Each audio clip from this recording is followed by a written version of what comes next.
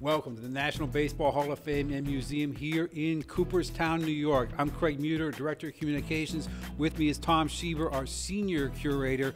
And today we're combing the collection, going to tell some stories behind the artifacts here in the Hall of Fame.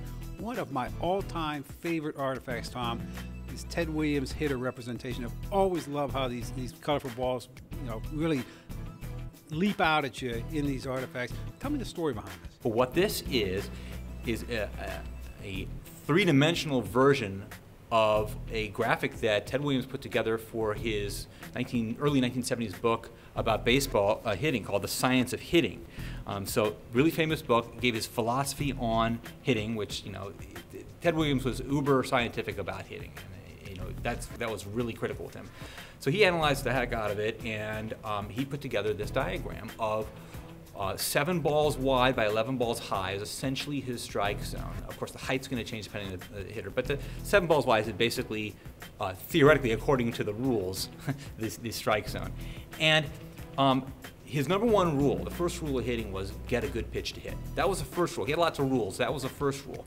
And so, in thinking along those lines, he figured out what was his preference for hitting. And he figured out that, and he's a left-hander, so he's on my side here, what he felt he could hit if he got balls in each area specifically. So he specifically called this this bright red area, the 400 area, his happy zone. That's his word for it, his happy zone. This really had to do with his philosophy of hitting and the core idea of get a good ball to hit.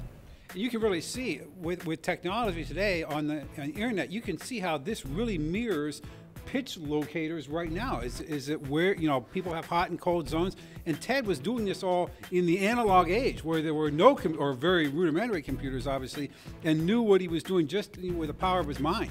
Right, he's a man ahead of his time, and that was really critical with him, was really studying the art of hitting, the science/art of hitting, and he was really erring on the side of science with it.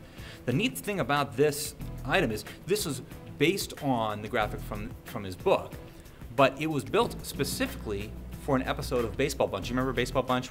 Johnny Bench, I love that show. Exactly. So one of Johnny Bench's guests was Ted Williams, and in the episode they actually build or pretend to build this three-dimensional version of Williams' idea about what he'd hit in given balls in a different strike zone.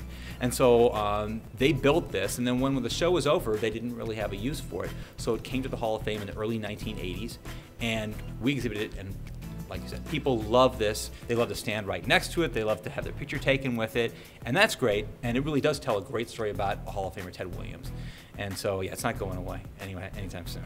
Well, that's great, because we were talking off camera. It has provided inspiration for another artifact in the museum that we just recently acquired. That's right. So it's kind of a funny story of transfer, where this book inspired this three-dimensional television prop, really, and then the television prop inspired a piece of artwork that just came in last year. And Tom, we've gone down here, we've gone away from science and over to the world of art. Here is a piece that we have recently accessioned in the museum, inspired by that Ted Williams piece of science that's on our timeline in the museum. Exactly. An artist named Mike Ross, who lives in London, huge baseball fan, and you can imagine he's got certain challenges being a baseball fan living in London. He's very dependent on modern media to get news about this baseball, but he's a huge baseball fan, a wonderful artist. He created this work of art. He calls this Ted Williams Strike Zone, as you might guess, back in 1993. Actually, the interesting thing about it is that he started it in 1993, but he thinks of it like a cathedral. Cathedrals take hundreds of years to build. This was his cathedral. He was constantly tweaking. So while he built most of it in '93 with the help of two people who are good at woodworking, until he donated it to us in 2011. And here's a case of where it's an artifact that is about baseball, but it's not necessarily a glove or a cap. It's something that represents the game and how it touches so many facets of society. Absolutely. Mike was a big fan of Ted Williams, and he had seen the strike zone prop from the Baseball Bunch on exhibit here. And he'd also seen this book. This is our 50th anniversary book that came out a number of years ago. And he was inspired by the cover of this book with all the different baseball artifacts in our collection. And he had been in the museum, he'd seen the artifacts on exhibit, and the combination of all those things he put together in this Ted Williams strike zone. But he took it in a different direction. So instead of being this precise measurement, which is what Ted Williams is talking about, he blew it up. It's about 50% larger than a real strike zone because he's got to have space to put the baseballs in here, whereas Ted's version, they're all nestled right next to each other. And he decided to play with it a little bit.